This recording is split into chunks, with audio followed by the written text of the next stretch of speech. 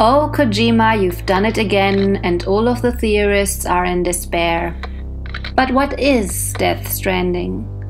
At first glance, it looks quite poetic. Muddy skies, a vast landscape of unending beaches reclaimed by murky water and incandescent shadows, giants with fingers that reach from the skies, ghostly handprints, skeletal shapes, and in the midst of it all, the players. The living chess figures in a game of universal proportions, threatened by annihilation at every turn. But would it mean death? Or is there something else in store once you have surrendered to the strings of darkness? Hideo Kojima has kept gamers on their toes since 2016 with several teaser trailers for his new game Death Stranding, and now with the release of the most recent trailer, I noticed a few things that are worthy of a second look.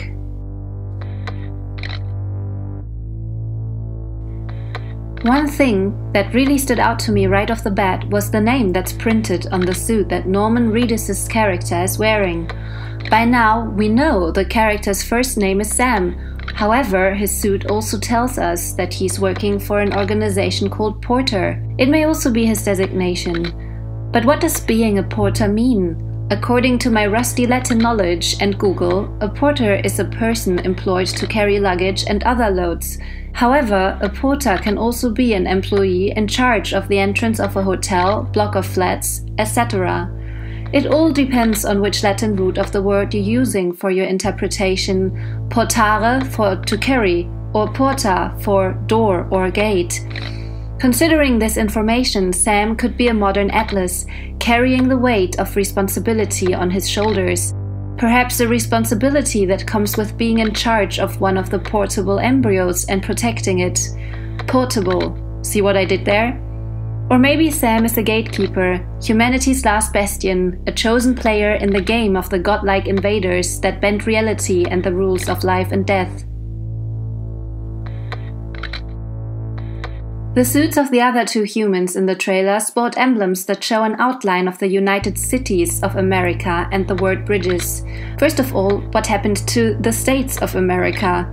I guess this will be revealed at a later point. So these men may be working for an organization called Bridges. It is also important to note that their sleeves additionally say Corpse Disposal Team 6. This tells us two things. There are several corpse disposal teams, which are probably extremely necessary in the world of Death Stranding. If we remember the second trailer, Mads Mikkelsen's Shadow Commander is able to control an army of skeletons. In hindsight, those may have very well been humans that were tainted by the invisible hands and that the corpse disposal teams couldn't get to in time. The organization's name Bridges leads to a very interesting question. Are they building bridges or destroying them? Is there a metaphorical bridge between the living players and the dead? Or are they responsible for destroying potential bridges or passageways between the world of the dark giants and the reality that humans inhabit?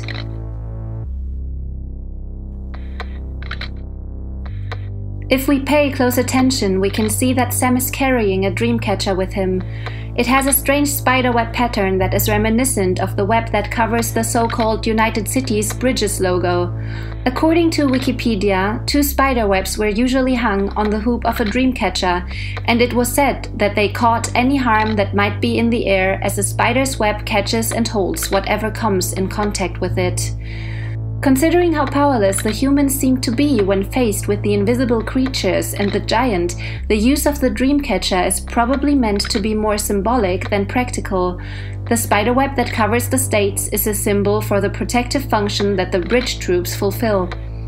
There seems to be a connection between a dream world, or at least an alternate state of things, and the way the setting of Death Stranding works.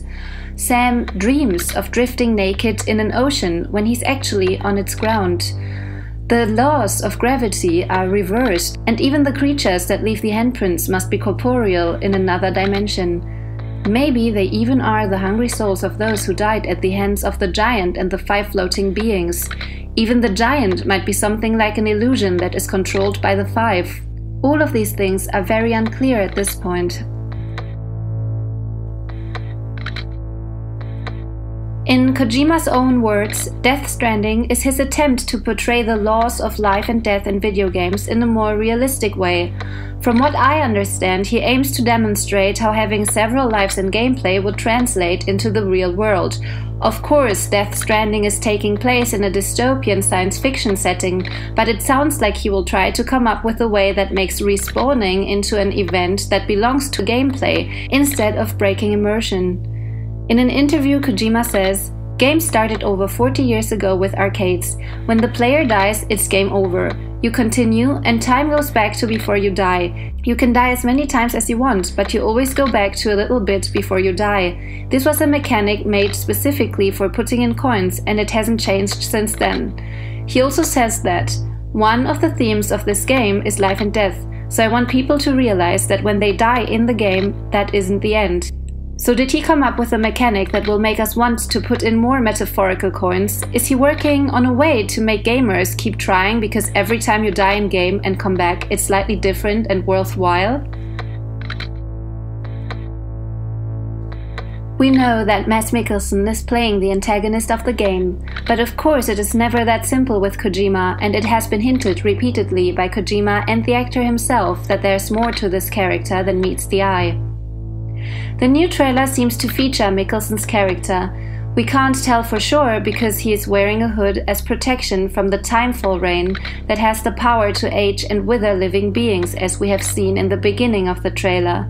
He also appears to wear a mask of some sort. It is not clear whether he wears his goggles or something akin to the golden skull mask that Sam and his colleagues put on one of the corpses. These masks might be some kind of protection against the invisible ones, maybe in an attempt to stop them from assuming control. If this really is the same character, this also reveals his ability to hover. If the glowing cable tentacles and his pet skeletons from the previous trailer weren't enough to convince you that he's no ordinary human, this sure is. The fact that he can float might also mean that he is one of the 5 figures that can be seen at the ending of the first trailer and this most recent one.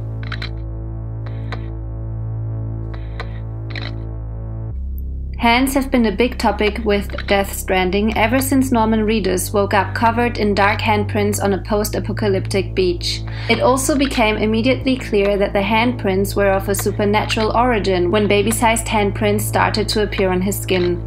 These ghostly handprints are the stuff of nightmares, especially because we can't see the things that make them. Another point is that these beings would have to do handstands in order to leave these kinds of marks, because there aren't any signs of their knees or feet in the sand. We catch a glimpse of one of these beings when it comes out of the black goo and tries to grab Sam's colleague. It seems to be shaped like a person, which fits the theory that the hands belong to some kind of hungry spirit. Considering that the men have a device that warns them of their approach, these beings definitely appear to be hostile towards humans. Or maybe it's just towards humans that have not become part of the unity that seems to be controlled by forces like the 5 floating beings and the giant. However, there is one handprint that isn't that obvious. It is located in the center of the crater that closes the third trailer. It is easy to miss, but the water definitely appears to pool in what looks like the shape of a monstrous hand. If you remember, Sam opens the trailer with an ominous quote. Once there was an explosion. A bang which gave rise to life as we know it. And then came the next explosion. But what if the bang was caused by the arrival of the 5 beings and the giant as a manifestation of their collective force?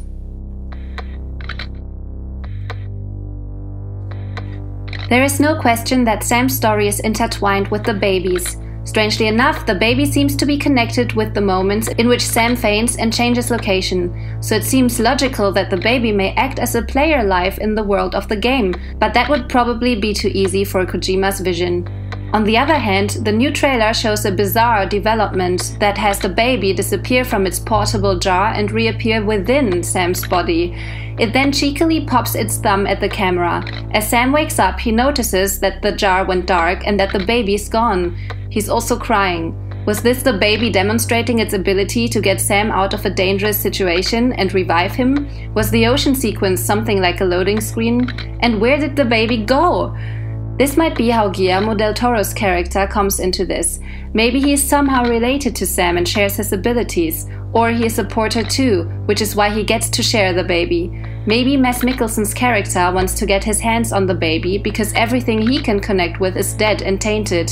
There are so many questions, but that's why we love Kojima. I can only hope there will be more news soon. In 6 months, or a year, or something along those lines.